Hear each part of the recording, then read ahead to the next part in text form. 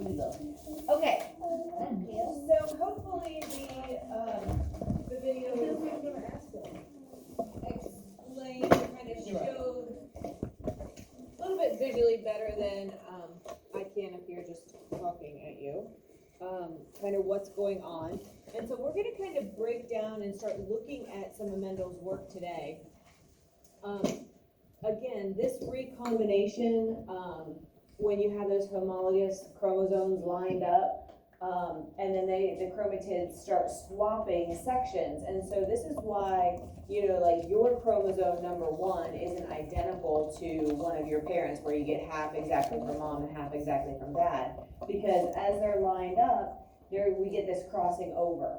And so it's basically like taking this deck of cards and shuffling, and that shuffling gives you a slightly different hand. And so and that explains why you have similarities with siblings, full siblings, but you also have your own unique set of chromosomes and the arrangement of your specific DNA. Okay, so we're going to get into a lot of vocab terms today. And so again, we will do some review of this when we get back from break, because I know we have, some days off between now and then. But the one weird one, and I said it yesterday, allele. Alleles are alternate forms of a gene that have a single trait. So if the trait is hair color, well, there's more than one color of hair. And so the allele is basically just saying that, right? It's the alternate form. So brown, blonde, red, black, right? Sometimes this trait can be what we call dominant. Sometimes it can be what we call recessive. When you hear the word dominant, what do you think? Think it's going to be the strong one or the weak one? Strong. Probably strong, right? When you hear dominant, it's like it's the one that is dominating, it's the one that's taking over, it's the one who kind of seems stronger. Recessive itself means kind of quieter. If you have if you know somebody that has a dominant personality, or maybe you have a dominant personality, you walk in a room and everybody knows it, right? You kind of take over the room. Recessive is basically the opposite. It's a little bit more reserved, it is quieter, it's there, but it's not going to show itself in the same way. So if this is a chromosome, right, we have an allele for phenotype A, we have an allele for phenotype B. So we're going to talk about what phenotype means in just a second, but let's say this is for hair color. So on this chromosome you have the allele to give you the trait of brown hair. Here is the allele to give you the trait of blonde hair. Okay. One of those might be dominant, which obviously is brown, and one might be recessive, which would in this case be blonde. Okay. Now, there are these things called Punnett squares that are useful tools to help us make predictions on things. And it's not just like, well, I think this will happen, or this should be, maybe what could happen. It gives us some real solid basis for making predictions and trying to figure out what some possibilities might be for offspring or different crosses. And Gregor Mendel used this, and again, we got introduced to him in the Brain Pop, but we'll talk more about him specifically here in a second too. So we use these things called letters, capital letters and lowercase letters, to represent a specific trait, okay? And so capital letters are going to represent the dominant version of that trait. So the brown hair, right, might be shown with a capital letter. The recessive version will be shown with a lowercase. So looking at these flamingos, which one is the dominant color? Is that going to be the red or the blue? What do you think, Brooke? Red. The red, because it's a capital A. Okay? And then the blue is going to be a recessive trait. So you have one parent listed on the left-hand side. You have one parent listed at the top. When we're just doing simple crosses, it's always this way. one parent's, letters are at the top, one parent's letters are on the left-hand side. Not on the right-hand side, not on the bottom, always like this, okay? And so if you have a capital letter representing a dominant allele, we write that first, just like you do in a word, right? If I'm writing my name, I don't write little t, big O, little b, little I, little n. That looks weird. We capitalize the capital T, even though you guys are bad about doing that a lot of times with proper nouns because we're lazy, like when we're texting, you don't want to take a second to capitalize, right? I see some of you looking around. So it makes me a little crazy, and I try not to be like the school teacher when I go home, but my husband does this like every time. So like we just got a new truck and we were programming stuff, and he put his name in, Trent, with a lowercase t, and I was just like, just capitalize it, right? I probably am gonna have to go in when he's not around and fix it, because it's gonna make me twitch. But I didn't say anything in the moment, right? But it's a proper noun, and I'm not even an English teacher, and I'm not even good at English.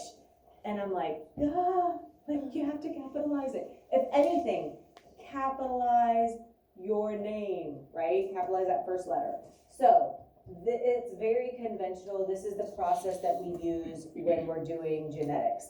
You capitalize the first, or you, as you see them together, you don't see the little a listed first.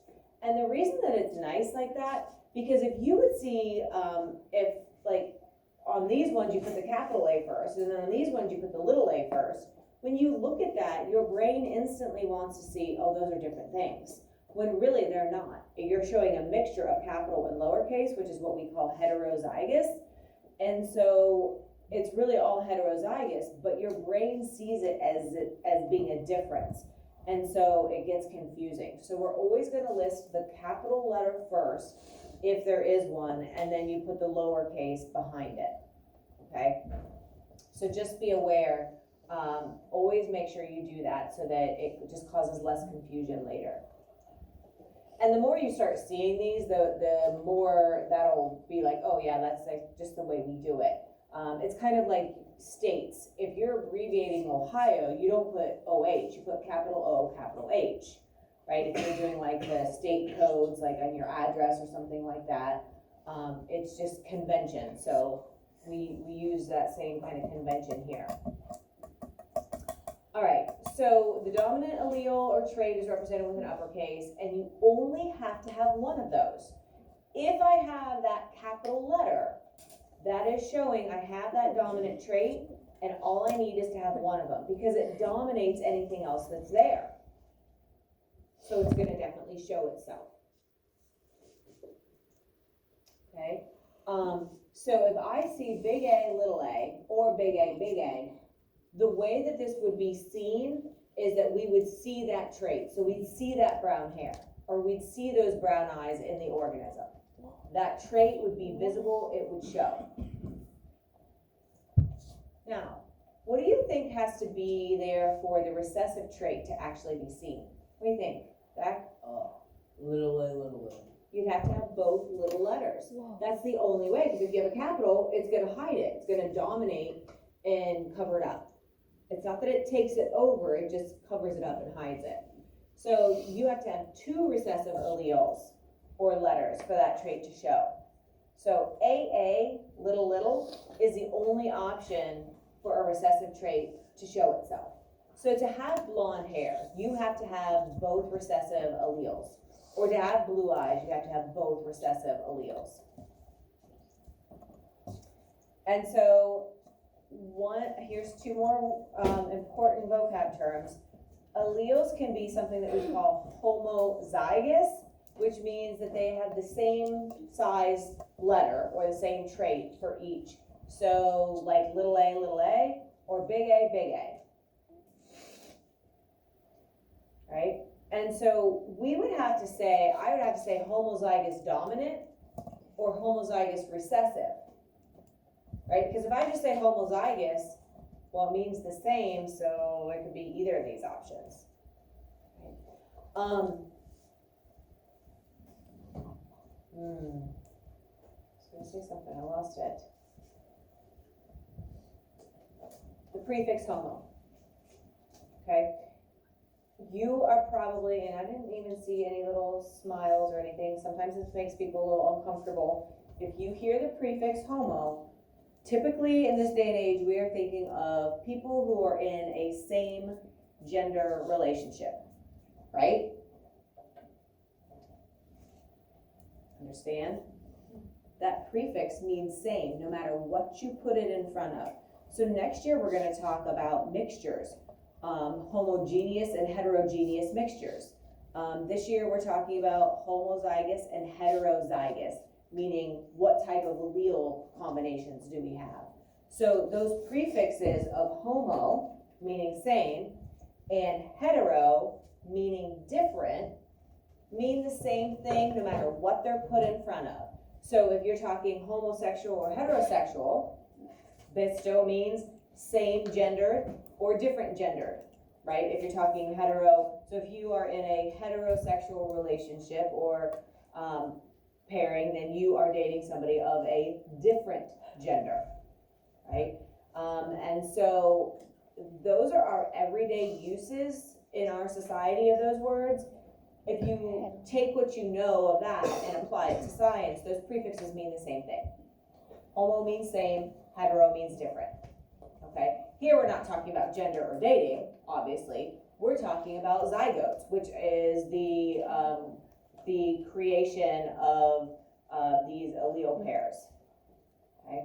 So homo for same, hetero for different, and you guys are doing a pretty good job. Like, usually sometimes people get a little squirrely if I have to start saying those words, heterosexual, homosexual, so good job.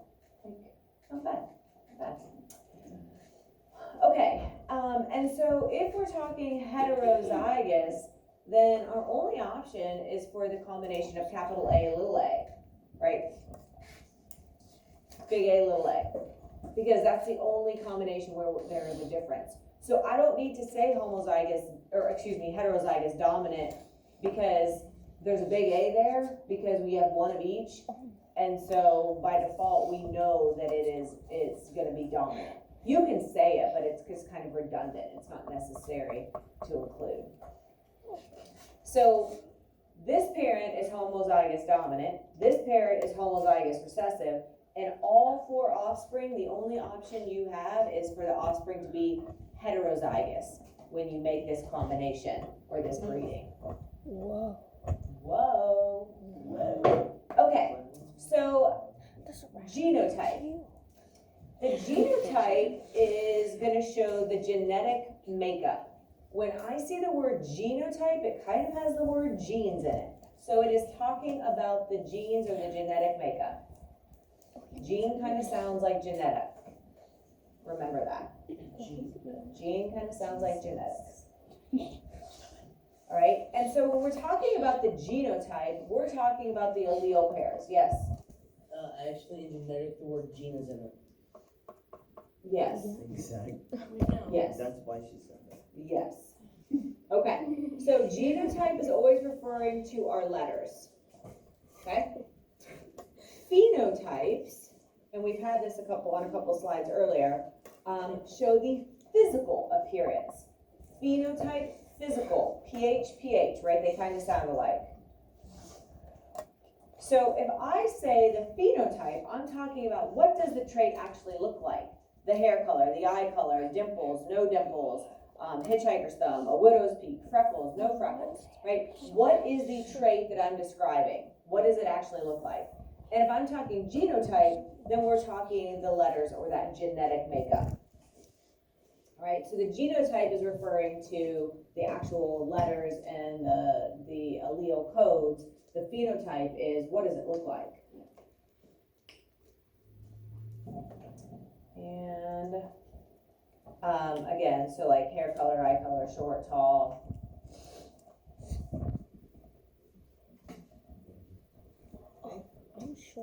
And so, for example, for these flamingos, the allele combination of the offspring, if you have red and blue, right, all of them are actually going to show red. Will any of them show blue? No.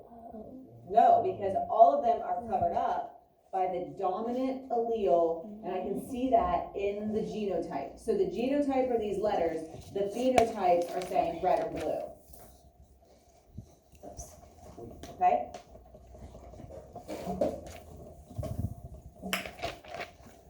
Do you like it? And we had 2 videos that we're gonna end